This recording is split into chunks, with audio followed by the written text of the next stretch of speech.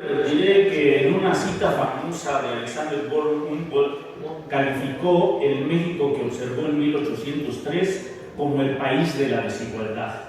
¿Acaso en ninguna parte la hay más espantosa en la distribución de las fortunas?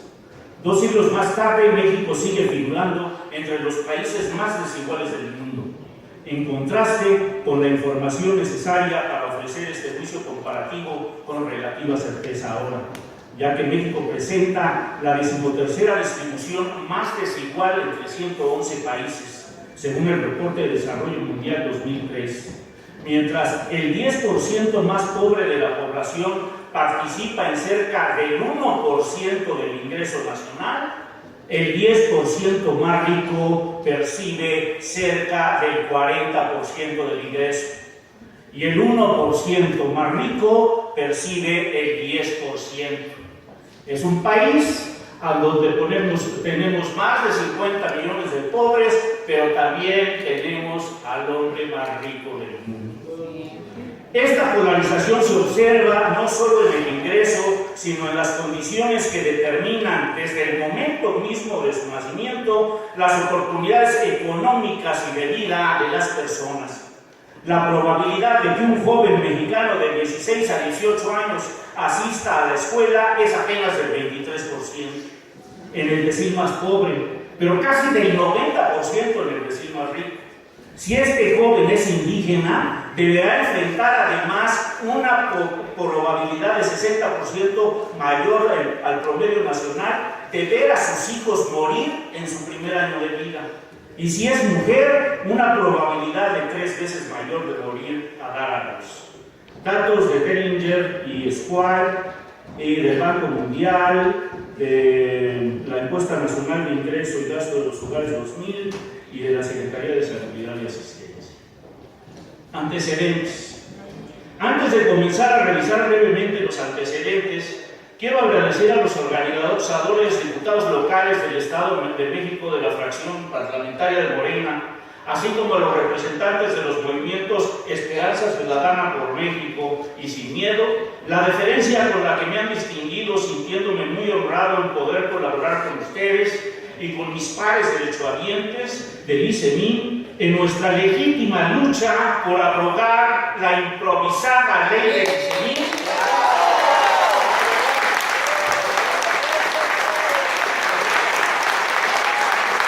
aprobada en sesión emergente sobre las rodillas de la 59ª legislatura local. Saludo con gusto y agradecimiento a la diputada Mónica Angélica Álvarez Nemer. Un saludo afectuoso a tu papi, fue secretario general de la universidad cuando yo entré a trabajar, un hombre académico de relevancia. Al diputado Benigno Martínez García, a los representantes licenciada Gabriela Estrada Velázquez del Movimiento Sin Miedo y al licenciado Víctor Armando Díaz Rodríguez del Movimiento Esperanza Ciudadana por México.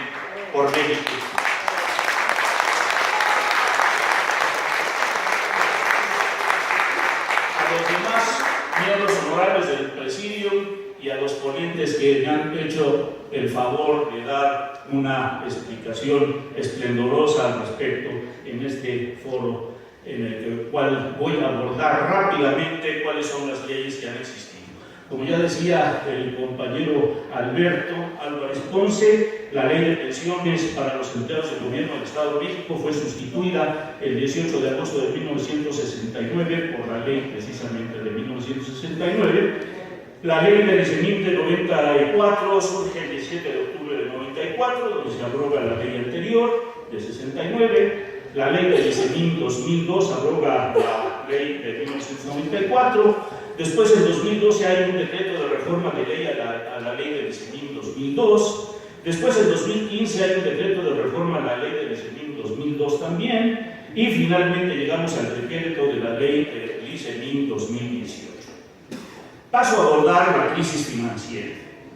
Para el tema de la crisis financiera no es necesario abordar ni tampoco explicar que existe una supuesta crisis financiera en el ICEMIN, pues como ha quedado sentado el pasado 3 de octubre ante esta honorable Cámara de Diputados de la 60ª Legislatura del Estado de México, por el secretario de Finanzas del Gobierno del Estado de México, el maestro Rodrigo Jarquelía, por motivo de los trabajos de la glosa del primer informe del Gobierno, reconoció que el INSEMIN se encuentra en una crisis financiera profunda, ya que de continuar en las condiciones actuales no se podrán solventar los servicios ni las pensiones, pues en 5 años se ha proyectado la jubilación de 87,000 afiliados, número superior a los 62,000 que se habían proyectado en 2012, o sea que no saben hacer cuentas. Año en el que nuevamente se hicieron cambios a las cuotas y aportaciones, pero ahí sí saben descontar. De esta manera, el funcionario, frente a pensionados y trabajadores que estaban en las tribunas del Salón de Plenos para demandar la abrogación de la ley INSEMIN 2018, justificó los recientes cambios que aprobó la pasada 59ª legislatura antes de irse y que implica una modificación a las cuotas de aportación de los trabajadores y patrones, estados y municipios, así como la incorporación de cuentas individualizadas a las AFORES a partir del 2019. ¿Qué son las AFORES? Pues el financiamiento de los pobres para que inviertan los ricos. Es muy sencillo. ¿Cuál es?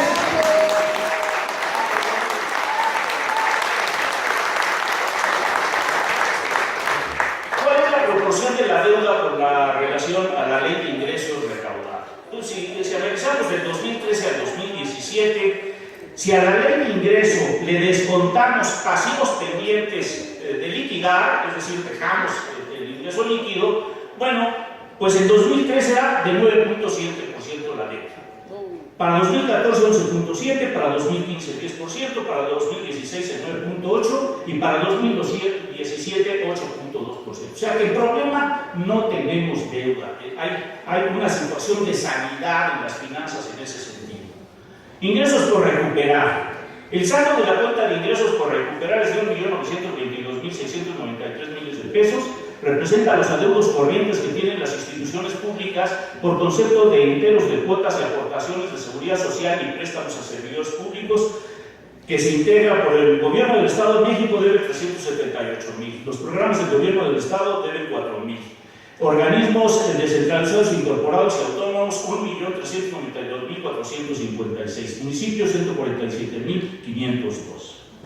Respecto a las inversiones financieras a largo plazo, el saldo es de 13.409.704 millones de pesos.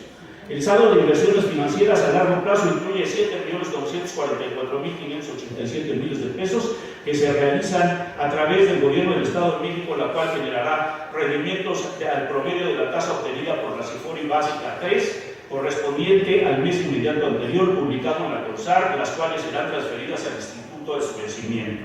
El Fondo Solidario de Reparto se encuentra invertido en diversos instrumentos de renta fija, así como fondos de renta variable en moneda nacional y extranjera, a través del fideicomiso de inversión que se constituyó en el mes de noviembre de 1998 con la institución Banca Mercantil del Norte Sociedad Anónima.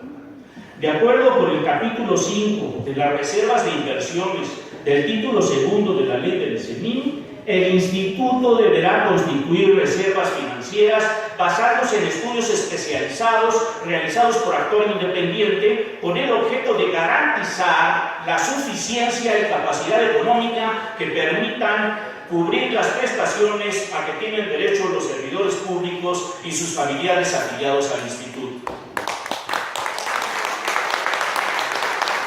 ¿Pero qué creen? Pues resulta que al 31 de diciembre de 2017 no contaban con el estudio especializado que le permita conocer a esa fecha el monto de reservas financieras necesarias para garantizar la suficiencia de capacidad económica y poder cumplir con las obligaciones del sistema solidario de reparto, debido a que los actuarios requieren los estados financieros dictaminados para la elaboración del mismo. Entonces, muy difícil hacer esto, o a lo mejor falta una firma, ¿no? De acuerdo con el último estudio actuarial correspondiente al ejercicio 2016, La suficiencia de las reservas financieras del Instituto a esa fecha únicamente se podría mantener hasta el ejercicio del mes de septiembre de 2018 al 31 de diciembre de 2017. El Instituto no ha utilizado las reservas constituidas para el cumplimiento de dichas obligaciones. Como medida para mejorar los resultados, el Instituto incrementó tasas y cuotas a partir de 2013. Aún así, prevalece la incertidumbre de que el Instituto pueda contar a mediano plazo con las suficientes reservas financieras que le permita cumplir de manera autónoma con sus obligaciones. Como decía el ex magistrado, tenemos pésimos administradores. Observaciones derivadas de la auditoría externa practicada al organismo por el ejercicio 2017. La auditoría externa practicada al organismo auxiliar para el ejercicio fiscal 2017 estuvo a cargo del despacho Solloa Nexia Sociedad Civil, quien determinó estas observaciones. 1. Cumplimiento del título quinto de la Ley General de Contabilidad Gubernamental y los documentos emitidos por el Consejo Nacional de Armonización Contable, CONAC. 2. Considerando el cumplimiento que deben realizar los entes públicos respecto del título quinto de la transparencia y difusión de la información financiera de la Ley General de Contabilidad Gubernamental respecto a la publicación de la información financiera en la página de internet del organismo, se determina que el ICEMIN no publica su información conforme a lo establecido por el Consejo Nacional de Armonización Contable. O sea, hay obscuridad, hay oscurantismo, como que no quieren que se sepa. Entonces esto hace lógicamente sospechar, pues no somos imbéciles. Respecto al adeudo al ICEMIN existe lo siguiente. Respecto a los adeudos que se tiene con el ICEMIN en el dictamen del decreto número 86 de junio del 2016, se reconoce que no se pueden privilegiar que los descuentos hechos a los servidores públicos sean ocupados para atender otras necesidades inmediatas, como es el gasto corriente o el pago de adeudos con proveedores, ya que estaríamos en un supuesto desvío de recursos y de daño a la hacienda pública municipal, trayendo que por consecuencia presión presupuestal al ICEMIN ante la escasez de recursos, afectando con esto al trabajador en la atención médica y a los jubilados en su sistema de retiro. Agrega que estos adeudos generalmente se heredan de las administraciones entrantes, mismas que se ven obligadas a cubrirlos sin que haya sido responsables de generarlo y sin que se sancione quien hizo un mal manejo de las retenciones hechas a los trabajadores. México, el país donde no pasa nada. En el año 2009, el Poder Legislativo permitió la celebración de convenios para facultar la aplicación de descuentos en participaciones federales, para atender los adeudos históricos para el saneamiento del ICEMIN. Asimismo, se privilegió en el 2012 incrementar a los trabajadores el porcentaje de cuotas y aportaciones. Sin embargo, apreciamos que a pesar de los esfuerzos, no ha sido posible cubrir en su totalidad los adeudos del Instituto y por otra parte, se ha permitido a los deudores pasar la responsabilidad del pago a las administraciones centrales. Es importante entonces adecuar la ley de responsabilidad de los servidores públicos para que la Secretaría en funciones de auditoría, fiscalización, control, vigilancia e inspección, como instrumentos y mecanismos de que disponen en el ejercicio de sus atribuciones, actuando directamente o a través de los órganos de control interno, pueda fincar privilegios y pliegos preventivos de responsabilidad cuando detecte irregularidades por actos u omisiones de servidores públicos que se traduzcan en daños y perjuicios estimables en dinero causados a la hacienda pública del Estado, del municipio o del patrimonio de sus organismos autónomos, auxiliares y fideicomisos públicos. En la Gaceta de Gobierno, entonces, el 1 de julio de 2016, el gobernador Erubiel Ávila publicó el decreto 86 que dice lo siguiente. Se reforma la fracción sexta y se adiciona la fracción séptima al artículo 15 de la Ley de Seguridad Social para el ICEMIN, que queda como sigue. Para el logro de sus fines, el Instituto tendrá las siguientes atribuciones. Sexta, informar a la Secretaría de Finanzas de manera trimestral el retraso de la recepción de las cuotas y aportaciones al régimen de seguridad social por parte de las instituciones públicas. Y no pasa nada. No pueden los presidentes, artículo 51 de los municipios, no pueden los presidentes municipales dejar de enterar en tiempo y forma las cuotas y aportaciones obligadas de los servidores públicos al régimen de seguridad social. Lo saben y no pasa nada. Podemos concluir al respecto que, como ha quedado reseñado, que si el ICEMIN no hubiese sido la caja chica del gobierno y fondo de financiamiento de los municipios, organismos autónomos y auxiliares, no habría necesidad de lo que se hizo en detrimento de los derechos de los trabajadores. Y mientras se le siga adeudando, continuará el riesgo latente en una severa crisis, aún con la nueva reforma, como lo dijo el exmagistrado.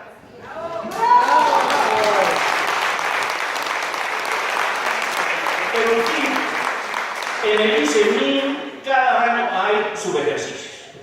Financieramente el ICEMIN se presenta como una de las instituciones públicas más sanas de la entidad. Cada año reporta sobrantes que van desde los 35.8 hasta los 3.152 millones de pesos, por lo cual ha sumado un subejercicio superior a los 15.434 millones de pesos entre el 2001 y el 2017.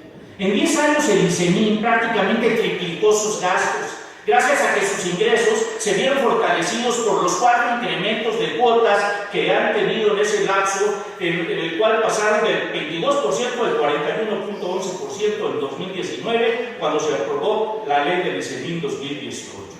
Lo que no ha aumentado en la misma proporción son los servicios que el Instituto brinda a la población, pues estos han logrado crecer apenas entre el 1 y el 30%, contra un 196% de sus elevaciones, de acuerdo a lo reportado en las últimas 17 cuentas públicas consultadas por Milenio del Estado de México.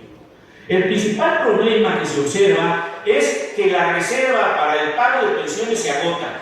Las estimaciones de los actuarios reflejadas en la cuenta pública 2017 es que solo alcanzaría a cubrir hasta el mes de septiembre de este año, pero como no se ocupó los últimos 12 meses, se alargaba su vida hasta mediados de 2019, pero urgían medidas para fortalecerla a corto, mediano o largo plazo.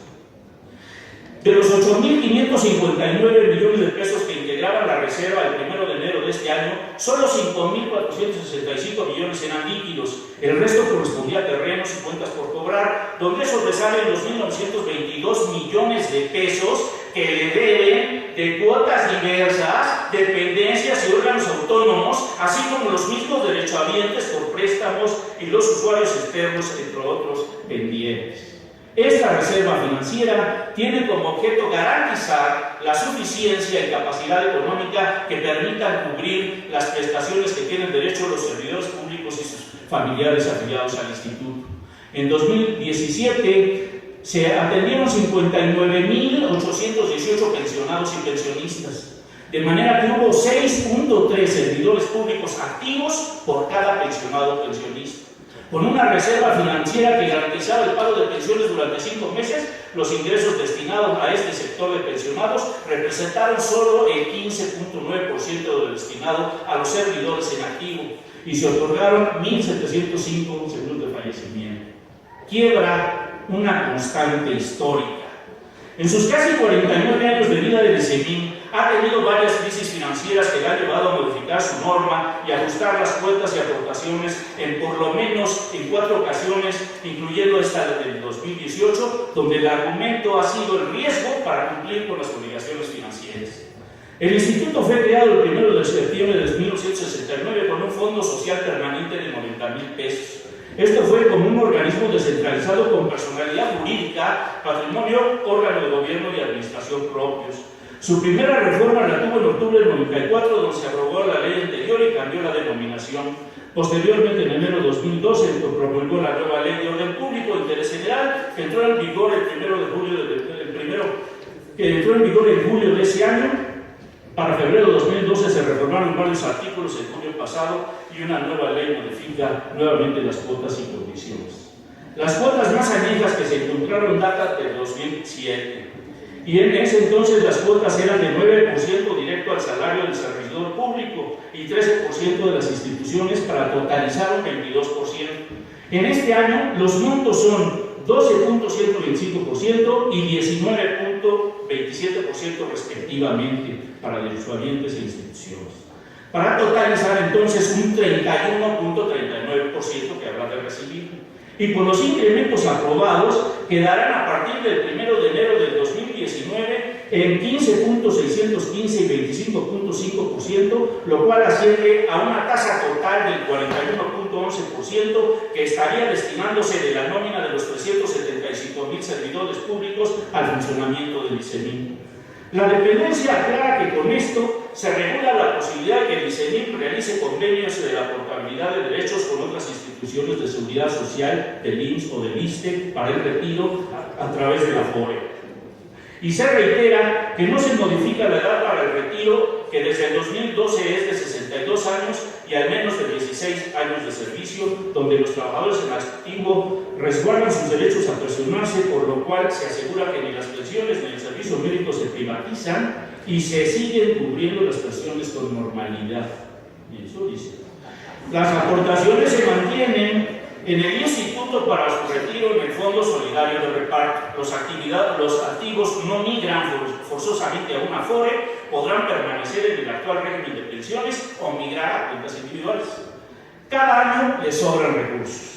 Prácticamente todos los años ICEMIN logró salir de números negros, ejercicio con ejercicio, al menos desde 2001, ha logrado ingresar varios miles de millones de pesos extras a lo programado y ha reportado su ejercicio por 15.434.960.400 pesos, porque sus gastos siempre han sido inferiores al dinero ingresado. Sin embargo, desde entonces tiene deudas con diversos proveedores y por diferentes conceptos, tanto a corto como a mediano y largo plazo. Al 31 de diciembre reportó 12.736.600 pesos de cuentas por cobrar a corto plazo, donde sobresalen 5.115.600 pesos por pensiones por incompatibilidad, que son montos cobrados indebidamente por los pensionados cuando reingresaron al servicio público y sin avisar, y 3.7 millones de pesos por gastos a comprobar. Otros 5.172.200 pesos son pagos de más a jubilados debido a importes que cobraron los familiares de los pensionados, familiares de bien, sin tener el derecho. Además, hay montos menores a 500,000 pesos por sanciones a proveedores, cuentas por cobrar a través del jurídico, convenios, clientes del centro comercial y pagos de huéspedes en hoteles, donde solo este último es superior al 1.000.000 de pesos. También hay atrasos del gobierno estatal, ayuntamientos y órganos autónomos en el pago de cuotas que retienen religiosamente a los empleados, a quienes cobran diversas cantidades y no completan con las aportaciones que les corresponden. Todos los años el ICEMIN indicó que había condiciones de normalidad. Fue hasta la cuenta 2003 cuando advirtieron el riesgo de poder llegar al extremo de no cubrir los pagos a los pensionados, pese a los ajustes de las cuotas que pagan los derechohabientes. En los últimos 10 años, entre 2010 y 2017, el presupuesto ejercido pasó de 7.786 millones de pesos a 23.055.7, es decir, prácticamente se triplicó. Nuestras cuotas están trabajando. Pese a la crisis, el ICEMIN puede cubrir sorteos, viajes y regalos. La crisis financiera por la que atraviesa el ICEMIN no solo es producto, según dicen, de las elevadas pensiones que tiene que cubrir el Instituto mes por mes, que son nuestro derecho, sino también por los gastos que reporta y los recursos que entrega a los sindicatos. Pobrecitos. Solo el año pasado el ICEMIN entregó 31.826.446 pesos al SUTEIN para la compra de los automóviles que se rifaron el Día del Servidor Público, para los regalos que se entregaron en el Día del Padre, ¡qué padre!, y los electrodomésticos que se repartieron el Día de la Madre y la Madre, además de cubrir la renta de autobuses, compra de calzado y pagar viajes de recreación e integración familiar. De acuerdo con el portal de transparencia, el ICEMIN entregó 2.200.745 de nuestros pesos para la adquisición de vehículos para festejar el Día del Padre entregó 304.500 pesos, mientras que para la adquisición de artículos electrodomésticos del Día de las Madres destinó 507.500 pesos. Para el programa de recreación e integración familiar, actividades recreativas financiadas con el dinero público, se entregaron 816.905 pesos, mientras que se necesitaron otros 1.674.750 pesos para la renta de autobuses, aunque no se especificaron los destinos. El ICEMIN también entregó al SUTEIN 6.073.111 pesos con 80 centavos para la compra de calzado, 2.030.000 pesos para la ampliación de la infraestructura sindical y 1.359.085 pesos para el mantenimiento de las áreas de capacitación. El INICEMIN además entregó 2 millones de pesos por concepto de gastos de operación y 1.094.442 pesos para prótesis. Festejar el aniversario de la elección del Estado y de la sección sindical exigió 418.582 pesos del erario del INICEMIN. Por su parte, el Instituto también destinó 2.839.574 pesos para la capacitación y desarrollo para talleres de capacitación, 561.253 pesos, para el acervo bibliográfico de la sección sindical, 98.451 pesos, y para el equipamiento del mobiliario y equipo de las oficinas depositó 180.643 pesos, entre otros recursos entregados al sindicato. El análisis del contexto y la crisis de credibilidad.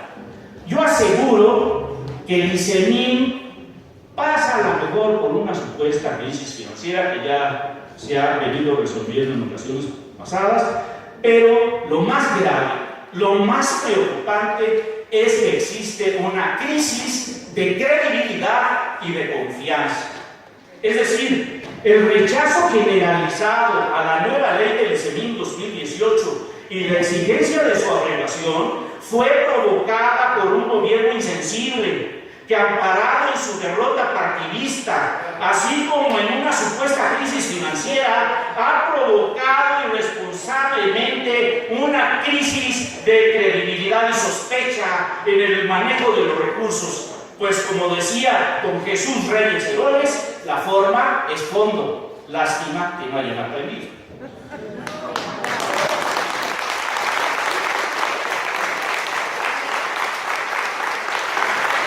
Por supuesto, el proceso de reforma se hizo de una manera sorpresiva, intempestiva, apresurada, mal planeada y mal lograda, en donde se pasaron por alto las más mínimas consideraciones democráticas del derecho a la información, a la consulta, a la opinión de las partes interesadas y sujetos obligados, como son los poderes públicos del Estado, los de carácter estatal y municipal, así como los pensionistas que quincenalmente cubrimos puntualmente nuestras operaciones, y como socios e interesados nos merecemos ser tratados con dignidad y decoro, en estricto respeto a nuestros derechos humanos y laborales, no con el poder aplastante y voraz de un gobierno estatal y una Cámara de Diputados local autoritaria, unilateral y antidemocrática que desesperadamente apresuraron la aprobación de la Cámara de la ley del INICEMIN ante las protestas de integrantes del magisterio,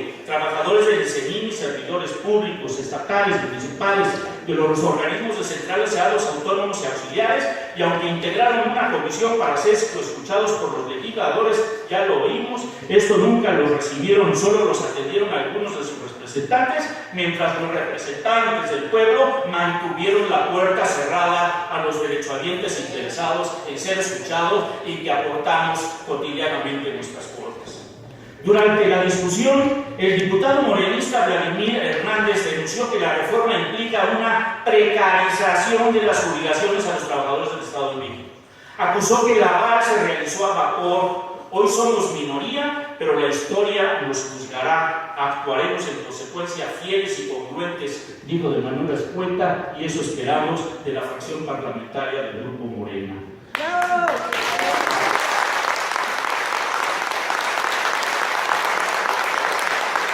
La aprobación de la ley sobre la rodilla se dio con el voto de 39 diputados del PRI, Verde y Nueva Alianza y 19 en contra, de los que destacan diputados de Morena, PT, y el grupo parlamentario del PAN indicó que votó en contra de la reforma a la ley del INICEMIN, pronunciándose por salvaguardar los derechos humanos y laborales de los trabajadores mexiquenses, así como se exigió que se garantice el fondo de pensiones para los trabajadores del sector público y que el órgano superior de fiscalización, OSFEN, aplique una auditoría sobre las causas de la crisis financiera del INICEMIN para que se deslinden responsabilidades.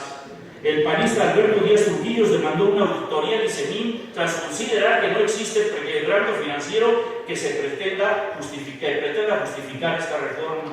Los estados financieros del Instituto del 31 de diciembre de 2016 indicó, revelan una liquidez por 8.787.4 millones y que cada peso de adeudo se disponía de 6.777 centavos para cumplir con los compromisos a corto plazo. Además dijo que ese año no se ejercieron 1.860 millones, lo que contrasta con el escenario de necesidad planteado por el Ejecutivo. Díaz Trujillo añadió que no hay colapso financiero. Se debe requerir un informe de auditoría al órgano superior OSFE para conocer las fallas en la gestión administrativa del ICEMIN, pues en los informes de cuentas públicas la crisis de solvencia no fue considerada. Esta reforma express, dijo, no atiende ni resuelve la problemática del ICEMIN.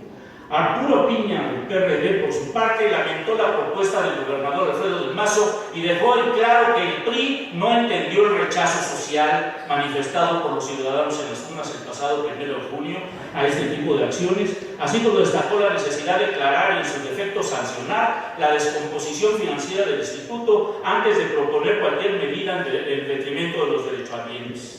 En este orden de ideas, recordó que los problemas administrativos al menos datan de la gestión del gobernador César Camacho Quirós. Añadió que con Arturo Montiel hubo señalamientos de que las pensiones se utilizaron como caja chica, pues se trata de recursos no fiscalizables, no auditables y no exigidos. Para reivindicar,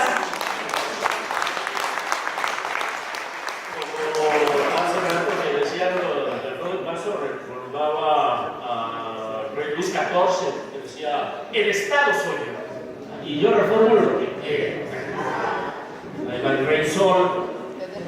También sostuvo que la nueva ley vulnera a nuestros trabajadores bajo el simple argumento de que el sistema de pensiones y atención está en colapso. Y recordó que desde la época de César Camacho Quirós, como gobernador, el instituto ya enfrentaba problemas serios por las retenciones a los trabajadores que no eran reportadas. Las crisis se reciclan.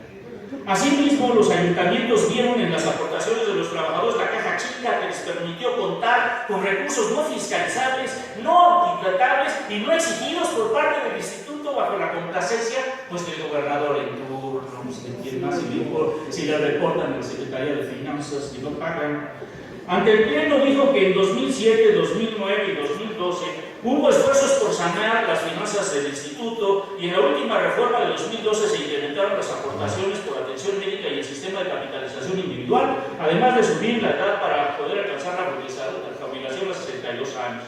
El periodista mencionó que el exgobernador Erubiel Ávila señaló en la exposición de motivos que la iniciativa que se presenta responde a un gran desequilibrio en el sistema de capitalización individual, además de subir la edad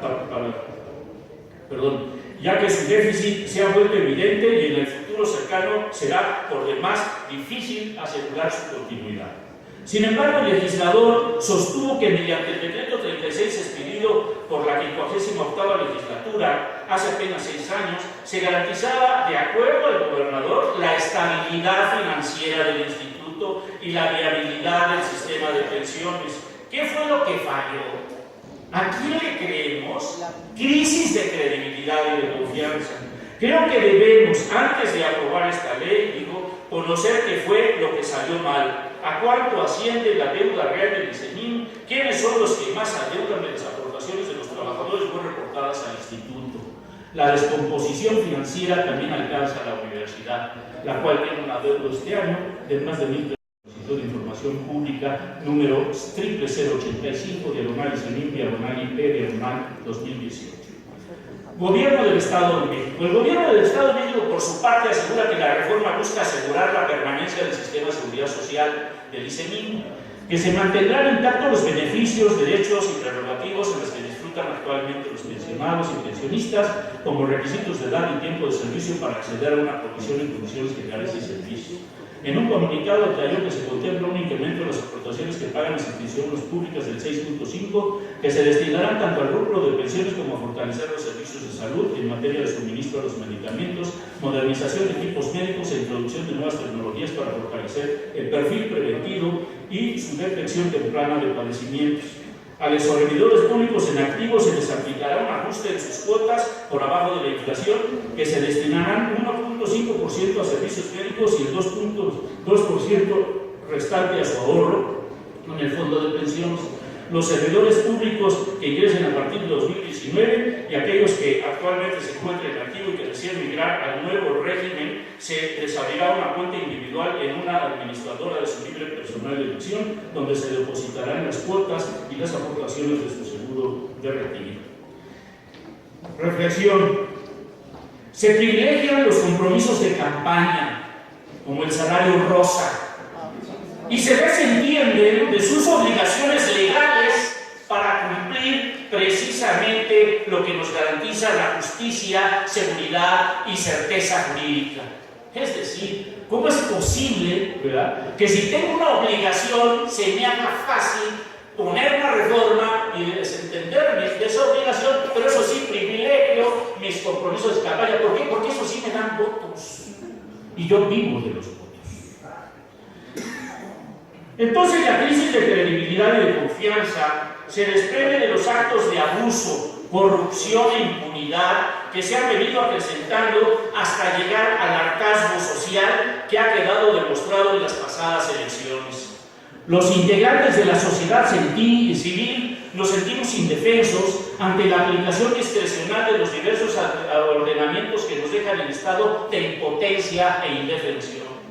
En mi caso, como en el de muchos derechohabientes, cuando nos dicen que se mejorará el abasto de medicamentos, se fortalecerá el equipo médico y el modelo de atención a la salud, somos escépticos de su cumplimiento, pues muchos derechohabientes han demostrado su inconformidad, ya que tienen que esperar demasiado tiempo para una cita, a pesar de que tienen enfermedades que ponen en riesgo su vida. Algunos han declarado que debido a la falta de máquinas de resonancia magnética, rayos X, análisis y estudios de especialidades, son remitidos a hospitales privados y deben regresar con los estudios a la unidad del CENIT para continuar su tratamiento. Ojalá que de verdad hagan algo, porque gracias a que no tuvieron ese estudio, mi familiar, dice, estuvo a nada de morir, declaró Jenny Vega, usuaria del CENIT. Esto es una atrocidad. ¿Cuántos seres humanos pueden estar en riesgo porque o no nos atienden o no tienen las herramientas necesarias para hacernos estudios? La salud de muchos pacientes aquí está en juego, aseguró Daniela Ramos, paciente del ICEMIN. Finalmente señalan que tendrán que esperar meses para programar una cita de especialidades, por lo que exigen a las autoridades del ICEMIN solucionen de manera pronta esta situación que afecta a cientos de pacientes que temen por su salud y que nos prometen arreglar cada vez que les aumentan las cuotas. Por otro lado, cuando nos dicen que se respetarán los beneficios y derechos adquiridos de los 375,000 servidoras y servidores públicos y de los 59,000 pensionados, comentaré mi experiencia. Desde que se promulgó la ley del 2002, compañeros trabajadores de la universidad han acudido a consultarme para que les brinde asesoría respecto al resultado de sus dictámenes de pensión o jubilación. Por un lado, el trámite es tedioso, largo e inesperado, ya que al determinar la antigüedad bajo el pretexto de que se quemaron los archivos, invariablemente el trabajador tiene que llevar sus comprobantes de pago que el ICEMIN reporta como inexistentes. O bien deben de obtener un documento certificado por la universidad en donde se haga constar que se les descontaron esas aportaciones. Por otro lado, invariablemente, los dictámenes que emite el Comité de Pensiones, no obstante debieran aplicar la ley de Pensión 1994, en una gran cantidad de casos aplican la ley del CENIT 2002, por lo cual he venido apoyando a más de 200 trabajadores con los oficios de actualización e inconformidad para que los dictámenes sean acordados correctamente como merecen. El trabajador que ingresa por primera vez sus documentos ha tenido que esperar hasta 2 años para que salga su dictamen. En el transcurso de ese tiempo, algunos compañeros hasta han llegado a fallecer, complicando aún más el ejercicio de sus derechos. Si el trabajador es de escasos recursos o poca educación, la situación se agrava por actos de discriminación y de abuso por parte de quien atiende los ventanillos. Además, el trabajador que acude para hacer trámite de actualización e inconformidad tiene que esperar hasta 1 año más para recibir una respuesta. Y por otro lado, si lleva uno un documento, no tiene uno el derecho de petición porque no te lo quieren firmar de recibido. ¡Qué absurdo! Entonces, ¿a dónde quedan nuestros derechos constitucionales? Por eso, al finalizar, habré de citar algunas conclusiones que agradeceremos que esta fracción parlamentaria nos apoye a resolver.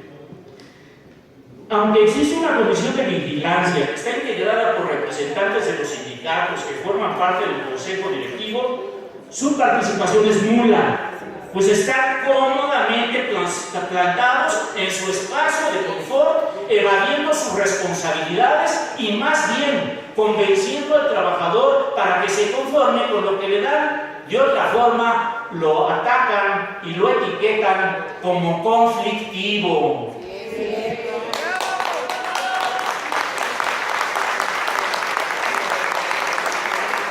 Cuando solamente está exigiendo que se respeten sus derechos, caray. Desgraciadamente, el autoritarismo que ejerce el poder gubernamental ante los derechohabientes se patentiza al hacer ver como conflictivo a quienes defienden sus derechos. Ahora resulta que quien violenta la ley se victimiza y a quien le violan sus derechos lo hace victimario. Situación que profundiza en la medida en que el trabajador carece de educación o es de escasos recursos, pues abusan de él. La discusión con el abogado del sindicato del CETESUAEM, Universitario de Trabajadores Administrativos, ha llegado al extremo, como decía el exmagistrado, de que para convencer a los trabajadores les dice que sus derechos son una expectativa. Es decir, que la ley les define una esperanza para obtener ciertos derechos, pero que al cambiarle la ley se debe de sujetar a las nuevas normas. ¡Qué barbaridad! No me ayudes, compadre. ¿Cómo es que dice tal estupidez? Pues como todos sabemos, en derecho la retroactividad es la aplicación de nuevas normas a actos jurídicos, hechos pasados o previos a la ley, y debido al principio de seguridad jurídica que protege la certidumbre sobre los derechos y obligaciones por regla general, la ley no es retroactiva y solo regula hechos posteriores a su sanción. Ya me quiero imaginar al abogado que mande a su hijo a ponerle una quimioterapia a Veracruz y le inyecten agua y se le muera. Y exija a él legalmente su derecho a la salud. ¿Y sabe qué le va a decir? Es que es una expectativa. Es que esperabas tú que la ley se cumpliera, pero aquí no se cumple. México, el país donde no pasa nada. La discusión, entonces, es, pues como todos sabemos, honorable concurrencia, pero ya me voy a ir retirando, e integrantes del presidio, les toca hoy, históricamente a los diputados de Morena, tomar la estafeta del cambio verdadero, en el que la sociedad mexicana confía y que se volcó en las urnas para de una vez por todas, junto con nuestro presidente electo, Andrés Manuel López Obrador, unamos todos nuestros esfuerzos para erradicar las injusticias, la corrupción, la impunidad, el abuso, la violencia, la inseguridad y la delincuencia. Porque juntos, sociedad civil y Morena, estamos llamados a hacer historia. Por lo que hago un respetuoso llamado de alerta para que de una vez por todas enfrentemos y resolvamos inteligente y coordinadamente esta crisis de credibilidad y de confianza, pues como decía el sabio chino Lao Tse, podrás perder 1000 batallas, podrás perder hasta la guerra, pero el día que pierdas la confianza de tu pueblo, ese día lo perdiste todo.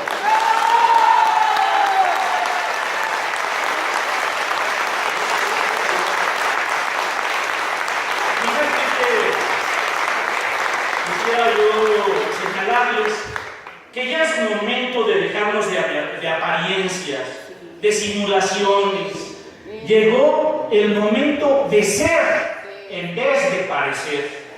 En 1976 el doctor Stephen Covey hizo un estudio remontándose 200 años al estudio del éxito de Estados Unidos y cómo había evolucionado, por lo que se sumergió en la literatura popular acerca del éxito, y el principal hallazgo fue que durante los primeros 150 años casi toda la literatura se enfoca sobre el carácter, es decir, los principios, lo que podríamos decir atributos de la ética del carácter, tales como la integridad, la fidelidad, el coraje, la compasión, la su contribución, la responsabilidad, la justicia, el servicio y debido a muchas fuerzas sociales, así como el cambio de la era agrícola industrial, el énfasis cambió gradualmente a comienzos del siglo XX, particularmente entre los años 20 y 30, hacia la ética de la personalidad, que se enfoca más en las técnicas y tecnologías que en los principios, sobre cómo aparentar ser más que cómo ser en verdad. El lema de Carolina del Norte es uno de los más interesantes: ser en vez de parecer. Este lema simboliza este cambio de la ética del carácter a la ética de la personalidad. Y ahora que hemos superado la era industrial y estamos en la más avanzada era de la tecnología, la información y las comunicaciones, esta misma tendencia se ha acelerado y a pesar de ello, debido a las poderosas transformaciones que están sucediendo en el mercado global, se vislumbra un nuevo cambio pronunciado de vuelta a la ética del carácter, simplemente con el propósito pragmático de sobrevivir para mantener la viabilidad competitiva. Nunca se ha visto un acercamiento más cercano entre el pragmatismo y el carácter, de acuerdo a lo que dice el doctor Stephen Hawking.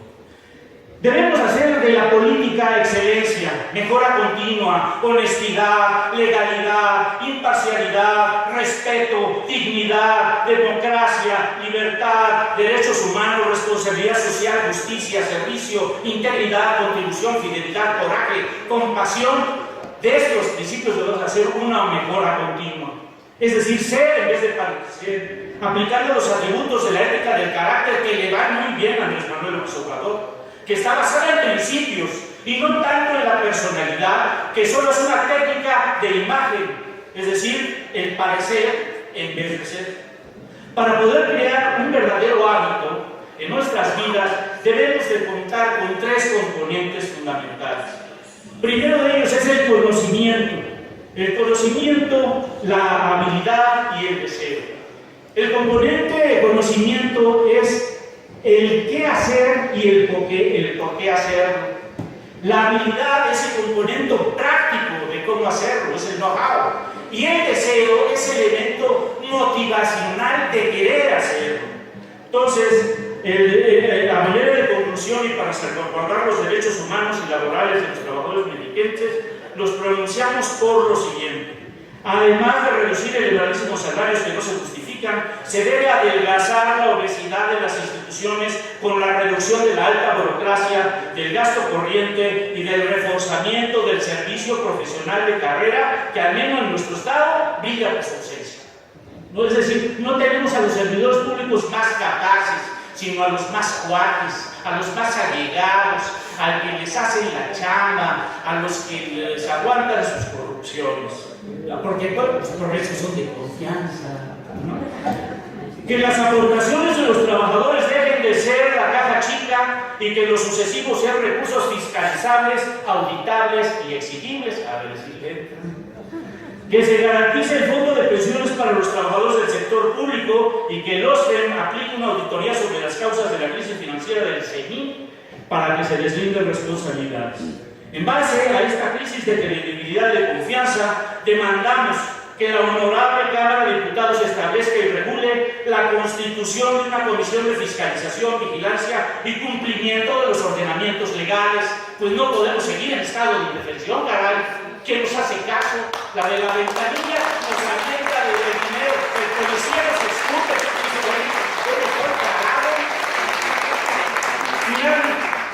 Finalmente quiero dejar constancia por parte de los adultos mayores, que yo no canto balas racheras, y grupos vulnerables, como lo son los jubilados y pensionados del CENIN, que nuestras capacidades y competencias van más allá de pretender vernos recibiendo propinas para llenar bolsas en los supermercados para subsistir, cuando hemos entregado nuestra vida trabajando orgullosamente al Estado, para el Estado de México.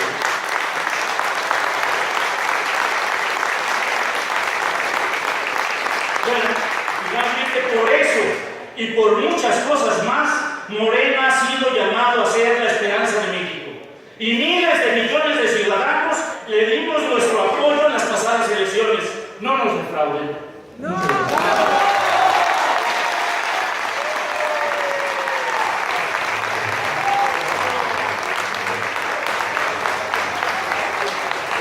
Agradecemos Universidad de Administración de Empresas, José Antonio Contreras Camarena.